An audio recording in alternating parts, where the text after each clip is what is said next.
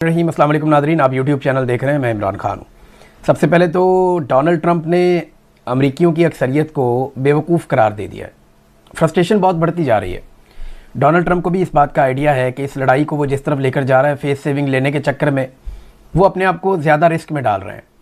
अब या तो ईरान का टोटल लॉस करने के बाद उन्हें कोई ना कोई जवाब देना पड़ेगा कि ये इतने बड़े बड़े जंगी जुराइम उन्होंने क्यों किए। डोनाल्ड ट्रंप से ना मीडिया सख्त सवालात भी करना शुरू हो गया।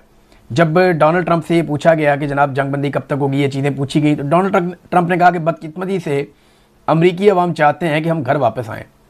अगर फैसला मेरे हाथ में होता तो मैं तेल के ज़खायर को कब्ज़े में ले लेता, तेल अपने पास रखता, बहुत सारा पैसा कमाता और ईरान के लोगों का भी ख्याल रखता। तो जो लोग डोनाल्ड ट्रंप के मुखालिफ हैं जंग में, उन अमरीकी शहरियों को डोनाल्ड ट्रंप ने बेवकूफ़ करार दे दिया। अभी एक दिन पहले जो CNN का सर्वे था वो ये बता रहा था कि 68% अमरीकी जो हैं वो ख़िलाफ़ हैं और अमरीकियों की अक्सरियत जो है वो जंग की जो पॉलिसी है डोनाल्ड ट्रंप की उसके ख़िलाफ़ है। तो अक्सरियत अमरीकियों की उसको डोनाल्ड ट्रंप बेवकूफ़ करार दे रहा है और तेल पे कब्ज़े का उसका ख्वाब है। जैसे वेनेज़ुएला के तेल पर कब्ज़ा, इराक़ के तेल पर कब्ज़ा, मिडल ईस्ट के तेल पर कब्ज़ा, लीबिया के तेल पे अपनी कंपनियों का कब्ज़ा और फिर बिलाखिर ईरान तक ये पहुँच गए। अब एक और स्टेटमेंट में जब उनसे पूछा गया हमलों के हवाले से, तो डोनाल्ड ट्रंप ने कहा जी उन्होंने ईरानियों को जानवरों से तशबीह दी कि इंफ्रास्ट्रक्चर वो तबाह करेंगे, और यानी अजीबोगरीब किस्म के स्टेटमेंट डोनाल्ड ट्रंप दे रहे हैं। जब सवाल किया गया तो उन्होंने कहा ये जानवर हैं ईरानी, एनिमल्स करार दिया, और ये जवाब बनाया कि जी वहाँ पे क्योंकि बहुत ज़्यादा एहतजाजी मुजाहरों को कुचला गया है, तो वो तो पाकिस्तान में भी किया गया, वो तो बाकी जगहों पे भी किया जाता है। लेकिन क्योंकि इस वक्त ईरान के ऊपर हमला मकसूद था तो ईरानियों को जो है वो जानवर करार दे दिया। और फिर जब डोनाल्ड ट्रंप से ये सवाल किया गया जनाब लोग आपको पागल कह रहे हैं और आपको ज़हनी मरीज़ कहते हैं, तो इस पर डोनाल्ड ट्रंप ने कहा जी मुझे कोई फ़र्क नहीं पड़ता। फिर सबसे ज़्यादा तनकीद डोनाल्ड ट्रंप पे इस बात पर हो रही है कि डोनाल्ड ट्रंप ने गालियाँ दी हैं, और जब उससे पूछा गया कि आपने गालियाँ दी, उसने कहा जी बिल्कुल मैंने दी हैं। लोग आपको ज़हनी मरीज़ कह रहे हैं, कहते जी मुझे इससे कोई फ़र्क नहीं पड़ता। ये जिस आदमी की हालत हो जाए वो मामले को कहाँ तक ले जाएगा इसका आप अंदाज़ा लगा सकते हैं। फिर इसमें एक और चीज़ है, डोनाल्ड ट्रंप ने कहा कि मंगल फाइनल है। यानी डोनाल्ड ट्रंप से पूछा गया ना कि आप बार बार टाइम बढ़ा देते हैं, पहले आपने कहा जी कि 2 दिन, फिर कहा 5 दिन, फिर कहा 10 दिन, तो एक और नई डेडलाइन आएगी। तो इस पर डोनाल्ड ट्रंप ने कहा ये डेडलाइन कोई नहीं है, अब मंगल फाइनल है। पाकिस्तान ने जो तजावीज़ दी, रॉयटर्स के मुताबिक पाकिस्तान के आर्मी चीफ ने ये कार्रवाई की, उन्होंने रब्ता किया ईरान से भी, अमेरिका से भी, और तजावीज़ बनाकर दोनों ममालिक के साथ शेयर की कि ये वो एक बीच का रास्ता है जिससे जनाब आप लोग मुज़ाकरात करके इससे निकल सकते हैं लड़ाई से, क्योंकि पाकिस्तान को सूट करता है कि जंगबंदी हो जाए।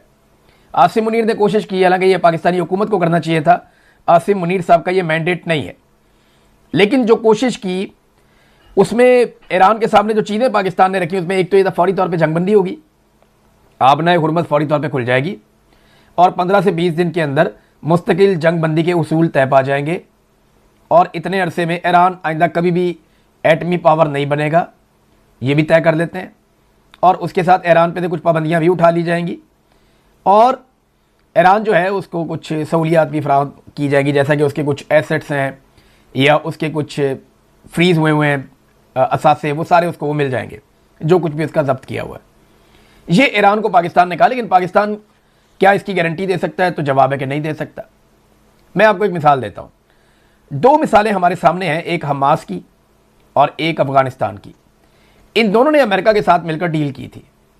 जब हमास ने अमेरिका के साथ मिलकर डील की थी, उस वक्त जो सालिस थे वो तुर्की और मिस्र थे, उन्होंने गारंटी दी थी कि ऐसा कुछ नहीं होगा, अब जंगबंदी करें। तो हमास ने अमेरिका के साथ, इसराइल के साथ जंगबंदी कर दी, वो जंगबंदी हो गई। हमास ने अपने तमाम वादे पूरे किए, लेकिन दूसरी जानिब से लगभग 800 के करीब फ़लस्तीनियों को शहीद किया गया, इसराइल की जानिब से बार बार वायलेशन की गई, और ना तुर्की कुछ कर सका, ना मिस्र कुछ कर सका, ना बोर्ड ऑफ पीस के अंदर बैठा हुआ पाकिस्तान कुछ कर सका। 2000 के करीब जो फ़लस्तीनी उनको ज़ख्मी कर दिया गया और इसराइल को कोई नहीं रोक सका, और अमेरिका ने कुछ भी नहीं किया। जंगबंदी हालांकि वो हुई थी। हाँ, एक वाक़या जो है वो तालिबान के साथ जंगबंदी का था अमेरिका का। वहाँ पे तालिबान ने अपनी ना सिर्फ तमाम शराइत मनवाई, बल्कि तालिबान ने फोर्सफुली ऐसी जंगबंदी की कि दोबारा जंग अमेरिका के साथ तालिबान की हुई नहीं। लेकिन उसके लिए तालिबान को लंबे अरसे तक जंग जारी रखनी पड़ी। कतर के अंदर वो मुज़ाकरात हुए थे, पाकिस्तान ने एक दौर के अंदर कोई सहूलतकारी भी की थी। और उसके बाद जो है वो अमेरिका और तालिबान डायरेक्ट हो गए, ये बैठते थे कतर के अंदर मुज़ाकरात करते थे। तो ईरान के सामने दोनों मिसालें हैं। इसी बुनियाद पे ईरान ने जो आर्जी जंगबंदी है उसे मुस्तरद कर दिया। ईरान ने कहा जी कि आर्जी जंगबंदी नहीं चाहिए, हमें मुस्तकिल जंगबंदी चाहिए और इस बात की गारंटी भी चाहिए कि आइंदा हमारे ऊपर हमला नहीं किया जाएगा। अब ये गारंटी कौन दे सकता है? पाकिस्तान तो नहीं दे सकता। और अगर ईरान को कुछ ममालिक ये गारंटी दे सकते हैं तो उन ममालिक को बीच में आना पड़ेगा, जैसा कि यूरोपीय यूनियन है, अक़वाम मुत्तहिदा है, रूस है, चाइना है, बाकी ममालिक हैं, अरब ममालिक हैं। कम से कम अरब ममालिक ये तो गारंटी देंगे कि आइंदा उनकी सरजमीन से ईरान के ऊपर कोई भी चीज़ फायर नहीं होगी, ये गारंटी देनी पड़ेगी। और अगर होगी तो ईरान उसकी क्या कीमत चुकाएगा, ये गारंटी भी देनी पड़ेगी। देखिए, अरब ममालिक के अंदर जो अमरीकी अड्डे हैं वो ईरान के खिलाफ हैं, इसराइल के खिलाफ नहीं है। पूरी दुनिया में एक भी अमरीकी अड्डा इसराइल के खिलाफ नहीं है, बल्कि अरब ममालिक में जितने भी अमरीकी अड्डे हैं, अरबों का किससे लड़ाई है? पाकिस्तान के साथ नहीं है, इंडिया के साथ नहीं है, अरबों की यूरोप के साथ लड़ाई नहीं है, बड़े शानदार ताल्लुकात हैं। मगरबी ममालिक हों या अफ्रीका हो, कहीं पे भी अरबों की लड़ाई तो है ही नहीं, ना अरब आपस में लड़ते हैं। तो इनकी लड़ाई सिर्फ और सिर्फ ईरान के साथ है और इसी बुनियाद पे यहाँ पे अड्डे मौजूद थे, ये हमें सबको मानना चाहिए। तो ये गारंटी देनी पड़ेगी आइंदा इन अड्डों से कोई भी मिसाइल या कोई भी हथियार इस्तेमाल नहीं होगा, एक सिंगल बुलेट भी फायर नहीं होगी ईरान पे। अब ये गारंटी क्या पाकिस्तान दे सकता है? तो जवाब सादा सा है कि पाकिस्तान की ये पसली नहीं है कि पाकिस्तान इस नौयत की गारंटी दे। हाँ, कतर के जो वज़ीर आज़म हैं उन्होंने एक स्टेटमेंट दिया, लेकिन उससे पहले इराक, तुर्की और पाकिस्तान की क़यादत का बार बार ईरान शुक्रिया ज़रूर अदा करता है और शुक्रिया अदा कर करके इन तीनों मुल्कों को बांधा हुआ है। क्योंकि एक तरफ तुर्की है, उसके ऊपर बड़ा दबाव है कि वो अमेरिका को सपोर्ट करे ईरान को मारने के लिए, एक तरफ पाकिस्तान है, इस पर बड़ा दबाव है कि ये ईरान को मारने के लिए सपोर्ट करे। अमेरिका का बराह रास्त भी है और अरब ममालिक के ज़रिए से भी कुछ ना कुछ दबाव रहता है। तो इराक, वहाँ पे वैसे ही आपको पता है खाना जंगी ऐसी सूरत हाल है, बड़े लंबे अरसे से अमेरिकन सिर्फ वहाँ से तेल निकाल रहे थे। तो ईरानी क़यादत क्या करती है, अभी तर्जुमान ने दोबारा स्टेटमेंट दिया, वो बार बार पाकिस्तान का, तुर्की का और इसका शुक्रिया अदा करते हैं इराक का, ताकि इनकी क़यादत बंदी रहे। और उन्होंने शुक्रिया अदा किया जी, हम ईरानी कौम के दिफा की हमायत करने पर तीनों ममालिक की कौमों के शुक्रगुजार हैं। ये तर्जुमान ईरानी वज़ारत ख़ारजा ने कहा है। तो वो इनका इतना शुक्रिया अदा करते हैं ताकि ये जंग से बाहर ही रहें कि जनाब आप तो बड़े अच्छे हैं, आप तो हमें भी अच्छा समझते हैं, आप हमारे खिलाफ किसी लड़ाई का हिस्सा भी नहीं बन रहे, बल्कि आपकी आवाम हमें सपोर्ट कर रही है, हम आपकी आवाम का शुक्रिया अदा करते हैं। ये ईरान की बड़ी ज़बरदस्त हिकमत अमली है और वो इस हिकमत अमली को लगातार लेकर चल रहा है। अच्छा, जो तारीखी खौफनाक ऑपरेशन हुआ ईरान के अंदर अमेरिका की जानिब से, उसकी तफसीलात सामने आना शुरू हो गई हैं। रॉयटर्स ने उसके बारे में लिखा, वॉल स्ट्रीट जर्नल ने उसके बारे में लिखा, कुछ और अमेरिकी अखबारात उसके बारे में लिख रहे हैं। ईरान कुछ और कह रहा है, अमेरिका कुछ और कह रहा है। हकीकत क्या है वो वक्त आने पे चीज़ें खुलती हैं, लेकिन जितना बड़ा और खौफनाक ये ऑपरेशन था, ये एक पायलट के लिए हो नहीं सकता।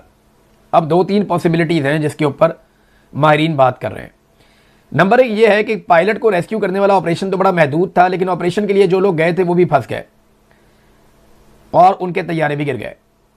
लिहाजा अब इतनी बड़ी तादाद में अमेरिकन वहाँ पे ईरानी सरजमीन पे मौजूद थे कि उन सबको निकालने के लिए एक बहुत बड़ा ऑपरेशन करना पड़ गया। और अब अमेरिका का दावा है कि वो सारे निकाल लिए गए। पहली तो कहानी ये है। दूसरा ये है कि ये पायलट को रेस्क्यू करने वाला ऑपरेशन नहीं था, ये उससे काफ़ी दूर इलाका है जहाँ पे ऑपरेशन किसी और नौयत का था। कुछ माहिरीन का मानना है, या ईरान के कुछ लोग ये दावा कर रहे हैं कि कुछ यूरेनियम लेने के लिए अमेरिकन ने एक ऑपरेशन किया है कि उनका निशाना यूरेनियम है, वो उसको उठाकर वहाँ से ले जाएं और जाकर कहें ये वॉर ट्रॉफी है, ट्रंप के सामने रख दें और ट्रंप कहे जनाब कि हम यूरेनियम ले आए उठाकर, लिहाजा हमारी जीत हो गई है। ये भी एक रीज़न हो सकता है। और तीसरा, अमेरिकन कोई ऐसी कार्रवाई डालने वहाँ पे गए थे ईरान में जिसके बारे में शायद अभी किसी को पता नहीं है। कुछ भी हो सकता है ना, लेकिन आप जरा फिगर सुनेंगे तो आपको आइडिया हो जाएगा। छोटी मोटी कार्रवाई नहीं हुई है, बहुत बड़ा ऑपरेशन हुआ, पूरी जंग हुई है। एक 100 स्पेशल फोर्सेज के एहलकार हैं, जो 100 के करीब कमांडोज हैं अमेरिकन, जो वहाँ पे गए थे। दर्जनों जंगी जहाज़ और हेलीकॉप्टर भी वहाँ पे गए थे। CIA ने अपनी खुफिया मालूमात फराहम की, मुसाद ने अपनी खुफिया मालूमात फराहम की और गुमराह कुन मालूमात वहाँ पे फैलाई भी गई। B-1 बम्बार तैयारों ने 2000 पाउंड वजनी 100 सैटेलाइट गाइडेड बम भी गिराए। अब ये बम क्यों गिराने पड़े? तो इसके लिए हमने सैटेलाइट फुटेज देखी, तो उसमें पता चलता है कि ईरान में जिस एरिया में ये सारी बमबारी हुई है, उसके आसपास जो मेन सड़कें और पुल हैं उनको तबाह कर दिया गया था। ताकि इस एरिया में ईरानी सप्लाई ना पहुंच सके, ईरानी फोर्सेस यहां पे ज़मीनी रास्ते से ना आ सके। इसलिए इस रास्ते पे आने वाली सड़कों के अंदर बहुत बड़े बड़े गड्ढे डाल दिए गए, इतने बड़े बम फेंक कर। यानी ये बहुत बहुत कई मीटर बड़े और चौड़े जो हैं वो ये गड्ढे पड़ गए हैं सड़कों पे। और ये इसमें इस्तेमाल किया गया V1 बम्बार।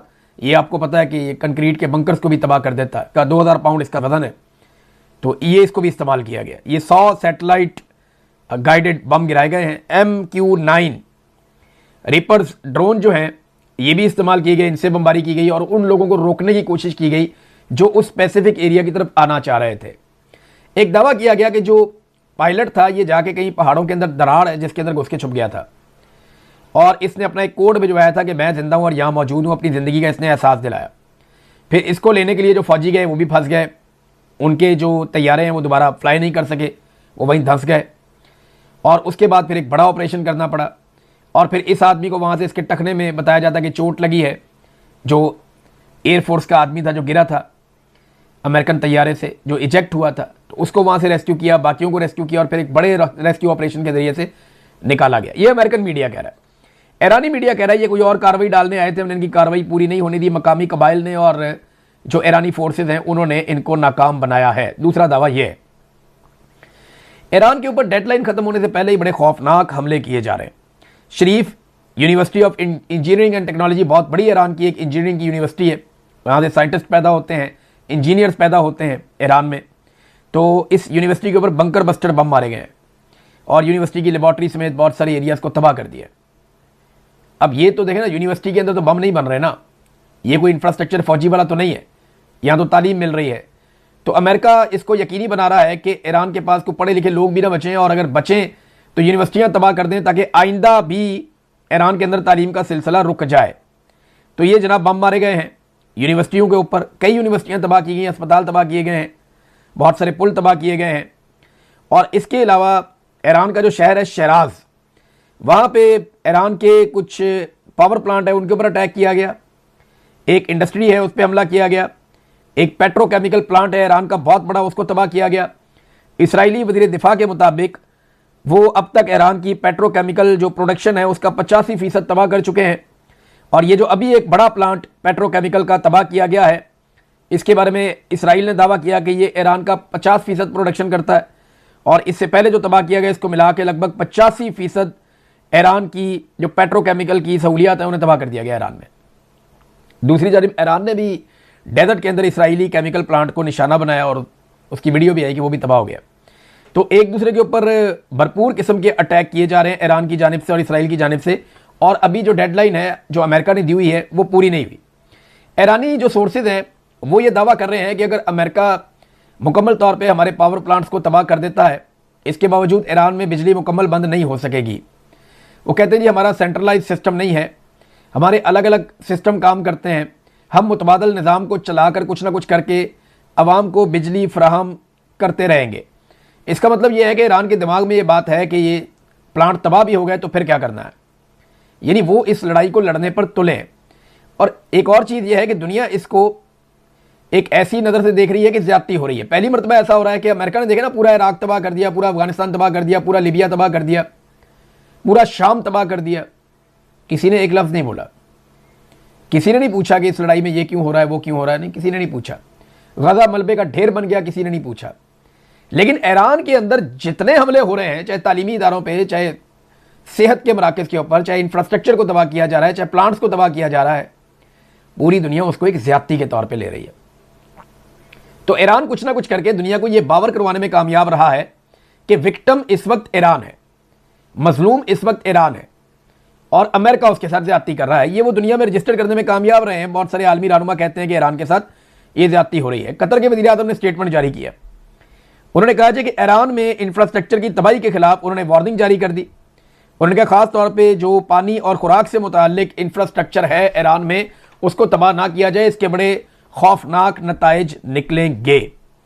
एक और नाज़रीन खबर मैं आपको बताता हूँ, फ्रांस, मैक्रोन ने बड़ी कार्रवाई डाल दी अमेरिका के साथ, इसीलिए शायद डोनाल्ड ट्रंप पिछले दिनों गालियां दे रहे थे। मेरे ख्याल में डोनाल्ड ट्रंप को पता ही बाद में चला कि कार्रवाई हो क्या गई। फ्रांस का बहुत सारा सोना पड़ा हुआ था न्यूयॉर्क में। आपको पता है जो रियासतें होती हैं ना, उनका अपना सोना भी होता है। सोने के ज़खायर उनके अपने भी होते हैं जिसकी मलकियत उन रियासतों के पास होती है। तो फ्रांस का सोना बहुत बड़ी मिकदार आपको बताऊंगा, आप हैरान हो जाएंगे। 129 टन सोना था ये। 1 टन में 1000 केजी होता है, यानी 1,29,000 किलोग्राम, ये इतना सोना था। तो ये 129 टन सोना जो अमेरिका न्यूयॉर्क में था खबर के मुताबिक, उसे बड़े आराम से फ्रांस ने वहां फरोख्त किया और उसके बराबर का सोना खरीद लिया यूरोप में। और अब जो सारे का सारा सोना है फ्रांस का, वो पेरिस में है। यानी फ्रांस अपना सारा सोना इकट्ठा करके अपने पास ले गया पेरिस में। सोना एक ऐसे वक्त में बेचा अमेरिका में फ्रांस ने जिस वक्त अमेरिका की मार्केट के अंदर भूचाल आया हुआ था, शेयर्स गिर रहे थे। तो ऐसे मौका पर जो लोग मुख्तलिफ एसेट होल्ड करते हैं अपने पास, बहुत अमीर लोग होते हैं, वो कोशिश करते हैं उसको सोने में कन्वर्ट कर दें, क्योंकि सोना एक ऐसी धात है जिसकी आलमी मंडी के अंदर कीमत बरकरार रहती है, करेंसियां ऊपर नीचे होती रहती हैं। तो जब भी कभी जंग जैसी सूरत हाल हो या कोई ऐसे माहौल बन जाए तो सोने की कीमत हमेशा ऊपर जाती है, या वो एक मजबूत करेंसी के तौर पर सोना मौजूद रहता है। लिहाजा उन्होंने सोना बेचा और सोना खरीदा उसके बराबर, और इसमें उन्होंने जो पैसा बनाया वो लगभग 15 अरब अमरीकी डॉलर्स हैं। 15 अरब अमरीकी डॉलर्स का मुनाफा भी बना लिया फ्रांस ने। ये अब एक खबर है, तो डोनाल्ड ट्रंप ने गालियां नहीं देनी तो और क्या करना है, मैक्रोन को बुरा भला नहीं कहना तो और क्या कहना है। अमरीकी फौजियों के हवाले से एक बड़ी अजीबोगरीब खबर आई है नाज़रीन, मैं आपके साथ शेयर करता हूं। पहले तो मुझे समझ नहीं आई कि ये ऐसा करने का मकसद क्या हो सकता है, लेकिन ये खबर बड़ी इंपॉर्टेंट है। खबर ये कहती है कि अमरीकी जो तैयारे तबाह हुए हैं ईरान में, उनमें से कुछ कागजात भी मिल गए। तो उसमें एक अमरीकी फ़िज़ाइया की मेजर है अमांडा एम राइडर। ये जो, अच्छा ये कोई खबर नहीं है कि इसका नाम क्या है या ये कौन है, एक मेजर है, अमरीकी मेजर। इसकी शनाख्त के कागजात मिले, इसका कार्ड शार्ड मिला कि ये मेजर है, इसका नाम ये अमांडा है। लेकिन उसके साथ ये एक इसराइली B2 परमिट भी मिला है। यानी इसराइल के अंदर जब अमरीकी जाते हैं तो उनको B2 परमिट जारी किया जाता है कि ये आपका वीज़ा है। अब समझने वाली बात यह है कि अमरीकी फौजी लड़ने के लिए आ रहे हैं तो उनको इसराइल के वीज़े की क्या ज़रूरत है। अब मुझे ऐसा लगता है कि अमेरिकन अपने फौजियों को वीज़े देकर भी भेज रहे हैं, ताकि अगर कल को कोई मिसिंग हो जाए या कोई मारा जाए तो वो ये कह सकते हैं कि ये तो इसका वीज़ा था, ये वीज़े के ऊपर ट्रैवल कर रहा था, ये किसी ऑपरेशन में नहीं मारा गया। मुझे जो समझ आई है वो इससे यही समझ आ रही है। बहरहाल ये ईरान की फ़ौज ने तबाह होने वाले अमरीकी तैयारे के मलबे से जो दस्तावेज़ात हासिल की हैं उन पे यह है कि सियाहत के मुख्तसर मुद्दत के शहरी दौरों के जो वीज़े हैं वो जारी किए जा रहे हैं, ना कि फ़ौजी ऑपरेशंस के लिए इनको वहाँ पे ले जाया गया है। अब इससे अमेरिका क्या निकालना चाहता है, ये एक रिकॉर्ड पे आ गई ये चीज़। जब कोई चीज़ निकलेगी आगे तो फिर हम इसको उसके साथ जोड़ के देख सकते हैं फ्यूचर में। इमरान खान साहब का नाज़रीन आज मुकदमा लगा हुआ है पाकिस्तान के अंदर। सबसे इंपॉर्टेंट खबर ही इमरान खान साहब की होती है, बाकी तो सारे लटरम पटरम है। तो उनका केस लगा हुआ है आज इस्लामाबाद हाई कोर्ट में। उम्मीद करते हैं आज इस्लामाबाद हाई कोर्ट उन्हें इंसाफ दे देगी या उनकी रिहाई का कोई रास्ता बन जाएगा, उम्मीद ही करते हैं। वरना पाकिस्तान की अदालतों में ऐसा तो कुछ है नहीं, उनके अंदर तो दमखम ही नहीं है। ये जजेस तो एस्टेब्लिशमेंट के पुजारी हैं। एस्टेब्लिशमेंट इनको लेकर आई है अपने जूतों में बिठा के, और अब ये जजेस बैठे हुए हैं और इंसाफ देने से कासिर हैं। किसी किस्म की पाकिस्तान में अदलिया बची नहीं है। जो जजेस थे जो इंसाफ कर सकते थे वो जान छुड़ा के भाग गए, और जो जजेस अभी भी डट कर खड़े हैं उनको सलाम ही करना चाहिए, सल्यूट पेश करना चाहिए। वरना निज़ाम इतना जालिम है कि एक एक करके सारे जजेस को उन्होंने कंप्रोमाइज़ करवाने की कोशिश की है। बहरहाल इमरान खान साहब का मुकदमा दोबारा लगा हुआ है अल कादर वाला, देखते हैं इसमें क्या होता है। बहरहाल पाकिस्तान में जो तेल की बढ़ती हुई कीमतें हैं उनकी वजह से ताजिर काफ़ी प्रोटेस्ट कर रहे हैं। जो फैसलाबाद चैम्बर ऑफ कॉमर्स है, जहाँ से सारी आपकी टेक्सटाइल की इंडस्ट्री चलती है, वहाँ जो उनके सदर हैं फ़ारूक यूसुफ, उन्होंने स्टेटमेंट दिया कि अगर तेल की कीमतें कम नहीं हुई तो सनतें बंद हो जाएंगी, क्योंकि बाकी अखराजात बहुत बढ़ गए हैं, रॉ मटेरियल के अखराजात बहुत बढ़ गए हैं, एनर्जी की प्राइसेस आपने आसमान पे पहुंचा दी हैं, तो हमारी इंडस्ट्री, हमारी सनतें ये बंद हो जाएंगी अगर तेल की कीमत को कम ना किया गया तो। फिर आप दुनिया का मुकाबला कैसे करेंगे? इंडिया का तो देखें ना, और बांग्लादेश का, वो तेल आपसे सस्ता है, वहाँ पे रॉ मटेरियल भी सस्ता है और वो धड़ाधड़ मेहनत कर रहे हैं। तो आपने खाली GSP प्लस पे तो नहीं अपना सौदा बेचना, और अगर वो भी आपसे चला गया खुदा ना खास्ता जो आपकी हरकतें हैं, तो फिर आप क्या करेंगे? तो पाकिस्तान ने अगर चलना है ना तो सारे शोबों को साथ चलाना पड़ेगा। सिर्फ एक इदारा बैठ के फैसले करे और अपनी मनमानी करे ना तो फिर पाकिस्तान नहीं चल सकता। अब तक इतने, अपना ख्याल रखिएगा, अपने चैनल का भी। अल्लाह हाफ़िज़।